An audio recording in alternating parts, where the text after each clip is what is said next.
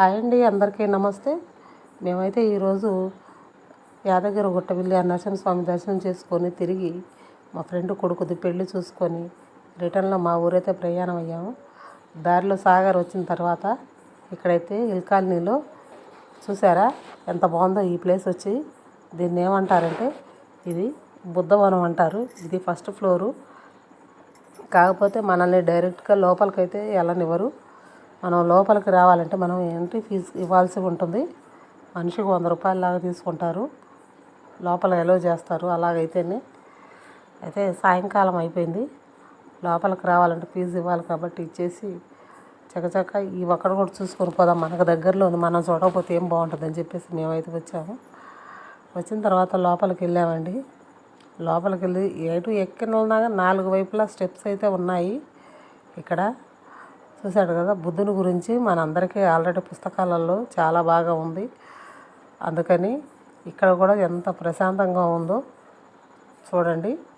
ఇదైతే పైన 3 స్టెప్స్ ఎక్కిన తర్వాత పైన ఉందండి. ఇది చాలా బాగుంది. లోపల చూడడానికి మాత్రం ఎంత హాయి అనిపిస్తుందో అంత ప్రశాంతంగా, ఏ హడావుడి లేకుండా బుద్ధుడైతే చక్కగా ప్రశాంతంగా కూర్చొని ధ్యానం చేస్తున్నట్టుగా ఉంది.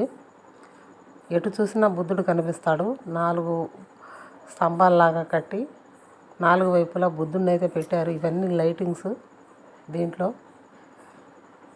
మా పిల్లలైతే కాసేపు అక్కడ కూర్చొని రిలాక్స్ అవుతున్నారు.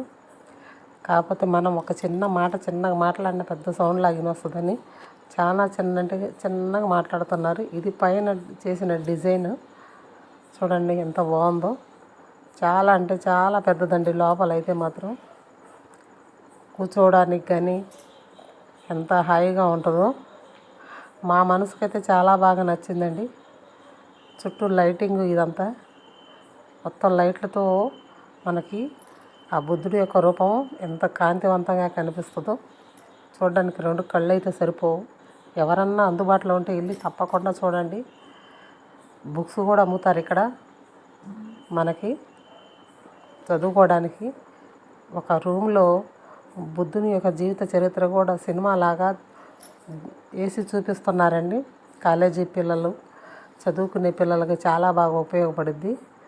చాలామంది చూస్తున్నారు. వాళ్ళని డిస్టర్బ్ చేయటం ఎందుకని మేము పక్కకు వచ్చాము. అంత సైలెంట్గా వింటున్నారు. ఆ టీవీలో బుద్ధుడి యొక్క జీవిత చరిత్ర అంత బాగా చూస్తున్నారు. మాకైతే పైకి వచ్చిన తర్వాత ఫోటోలు దిగడానికి బాగుంది ఈ లొకేషన్ అని చెప్పి ఫోటోలు దిగుతున్నారు పిల్లలైతే. దిగిన తర్వాత పార్కులో కూడా ఇంకా కాస్త విగ్రహాలు ఉన్నాయి, వెళ్ళి చూడండి అని చెప్పి అన్నారు. అందుకని ఇక్కడ ఒక 2 ఫోటోలు అయితే తీసుకున్నాము. మొత్తానికి పార్క్కి వెళ్ళాలి కిందికి. మీరు ఎవరైనా మా ఛానల్ నచ్చితే లైక్ చేయండి, ఎవరు స్కిప్ చేయకండి, షేర్ చేయండి, కామెంట్ చేయండి. అయితే మాత్రం చూడాల్సిన ప్లేస్ అండి. చాలా అంటే చాలా బాగుంది. మొత్తానికి చుట్టూ చూడండి ఎంత కళాకృతులు ఉన్నాయో. చూశారు కదా, అంత చక్కగా మలిచారు. అసలు మనం చూడాలంటే అంత ప్రశాంతంగా ఉంటుందండి. ఒక ధ్యాన మందిరం లాగా చాలా అంటే చాలా బాగుంది. మేమైతే ఇంకా చీకటి పడిపోతుందని చెప్పేసి పార్క్ అయితే బయలుదేరాము. ఏంటంటే ఆ పార్కులో కూడా కొన్ని చూడాల్సినవి ఉన్నాయి. అవి చూసి ఇంటికి వెళ్ళి రావచ్చని. ఈ ఫ్లవర్ చూడండి ఎంత బాగుందో. చిన్న మొక్కలకు బాగా వచ్చేసినాయి. ఇదైతే కోనేరులాగా కట్టారు. మధ్యలో మనం వెళ్ళి నించొని చూడడానికి. చుట్టూ వాటరు. ఇవి వచ్చేసి బుద్ధుడి యొక్క పాదాలు ఎంత చక్కగా ఉన్నాయో. ఆయన పాదాలు చూశారు కదా. తర్వాత అక్కడ నుంచి కొంచెం ముందుకు వచ్చామండి. ముందుకు వస్తే ఇక్కడ చూడండి, దీన్ని గంట చూడండి ఎంత పెద్దగా ఉందో. ఇది బుద్ధవనం ఎదురుగా కనిపిస్తుందండి. ఇది చూడడానికి ఇక్కడైతే బుద్ధుడు నిద్రపోయినట్టుగా ఉంటుంది. అప్పటికే చీకట పడిపోతుంది. చూడడానికి కొంచెం చూడండి మసకగా అనిపిస్తుంది. దగ్గరికి వెళ్ళి అయితే తీయలేదండి, కొంచెం దూరంలో నుంచే తీస్తున్నాము. ఇక్కడ ధ్యానం చేసినట్టు బోధన చేసినట్టుగా బుద్ధుడు బోధన చేస్తున్నట్టు చూడండి ఎంత బాగుందో.